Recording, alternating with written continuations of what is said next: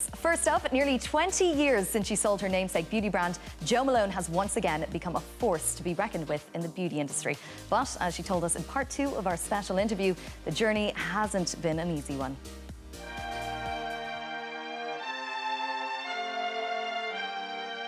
"12 years after she sold the Jo Malone brand to Estee Lauder, the Queen of Fragrance was ready to make her return to the industry, unveiling her new brand, Jo Loves, in 2011. And after some time away, Jo was itching to get back to what she does best. I just didn't relate to Jo Malone London, the business, anymore. And it wasn't anything anyone did. It was something to do with me. So I made the decision that I was going to leave and go because I didn't want to be in a job. And I thought, come on, Jo, you know, you've done this, you fought cancer, we can go off travelling, I can build a vineyard. I mean, my head was in a really strange place. And I wanted to be there morning, at noon and night for my son. And I do not regret for a second those 5 years, because I have a young man in my life now that is the dearest, most wonderful person. But in between those bits of being mum, I completely lost who I was. I lived 3 minutes from the shop in Sloane Street. I couldn't walk past the shop. Not for 5 years. I would detour all the way round so I didn't have to pass it.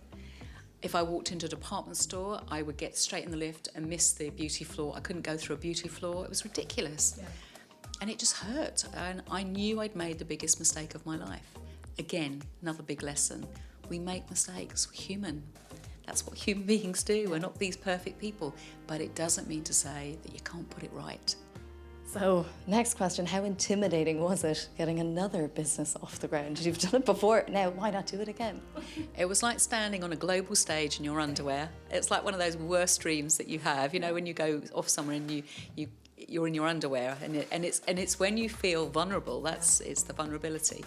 And I got it all wrong. I got it all wrong in the beginning. I didn't get the packaging right. I got all the fragrances right. Those things I knew were the smell. Packaging was wrong. Rushed into Selfridges doing a pop-up. At 4 o'clock in the morning I could see the pop-up going up, and I hated it. I absolutely hated it. And I knew within 6 hours we were opening that door. So I went up to the bathroom up on the next floor, and Selfridges, you know, it was like being locked in. And I came down the escalator, and boy, right at the end of the escalator was cream and black box Jo Malone London sitting there. And if she had had a voice, she would have gone, "What are you doing? Here we are.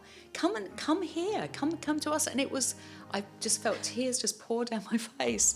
And then I put my hands on the counter, and I felt the brand. It was a really spiritual kind of moment, and I knew that she was safe. And we opened the pop-up, and I hated it. But I had to live with it. I had to realise I'd made a mistake. I wasn't going to admit it to anyone. Now I do, because I fixed it all, but it was tough. Yeah. And we couldn't get distribution. We couldn't get any department store to open with us. And to be honest, it's still tough.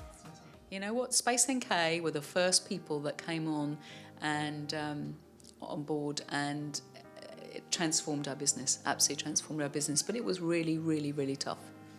And how different are the two businesses? Is there anything you kind of did with Jo Malone London that you've learned from and you're not doing with Jo Loves? Well, of course, yeah, of course. Yeah. This is the best one now. If you look at the two brands, it's my life. I didn't want to repeat what I'd done. I didn't want to do it from a personal perspective and creative, and also couldn't do it from a legal perspective. You know, I'd find myself in real trouble, and I didn't want to upset the Lauder family, because they're a good, wonderful family, and they saved my life. So, but as much as I loved them, I certainly wasn't going to disappear and not fulfill my dreams and my potential as a person. Now, I want to talk quickly about you being awarded a CBE in June. When you found out that was happening, can you describe that feeling to me? Because I don't think I'm ever going to feel it. Yeah, I was having a really awful day, a terrible day in the office, and I went back. I'd walked my dog and got in. On the kitchen table was a letter from 10 Downing Street, and it said urgent, and I thought, oh, now what? Now what? It's got to do with Brexit. I'm sure it's got to do with Brexit. And I was like, really, oh. And I opened it and thought, oh my goodness, it's come to the wrong person. Because, you know, I received an MBE a few years ago, and I was so honoured. And I felt that was for me, but CBE, a commander of the British Empire, and I read the letter and I broke down in tears. And another milestone, I think, has to be, and a real testament to you, is Jo by Jo Loves. Now this fragrance has been named after yourself. You made that decision. Why did you decide this one was Jo? Well, you can only do it once as well, can you? You can't do Jo 2, Jo 3. So here she is, and it is, you know that moment in your life where you feel your past, present and future becomes one moment. And I wanted a moment to celebrate and recognise it. And for me, creating a fragrance is how I remember things, like, one for my husband and Pomelo walking on. But I don't know, there's all sorts of moments, and I thought now is the time. And this is, so she is hundreds of grapefruit memories from my past. So there's the part in this one where, that grapefruit fragrance I created so many years ago. Let's spray some on you. Yes, please. It's not heavy, it's just glorious. Perfect. And someone described it the other day as medicine. And I thought, oh, how lovely is that you smell it and you feel better. You tend to kind of lean towards innovation as well, because I was just having a look at these paint fragrances. So, I don't know, about a year ago, my husband said to me, I want a patented concept from you every year. He's quite a tough taskmaster, but I want you once in your lifetime. And he set me this challenge to change the way the world does something in our industry. And it played on my mind. It just stayed there, and I didn't have the answer straight away. I call it my Steve Jobs moment. You know, where Steve suddenly appeared with the little thing with all the music on. What's it called? The iPod. Yeah. This is your iPod moment. This is my iPod moment. And brushes are the best way in the world. And yeah, that's great.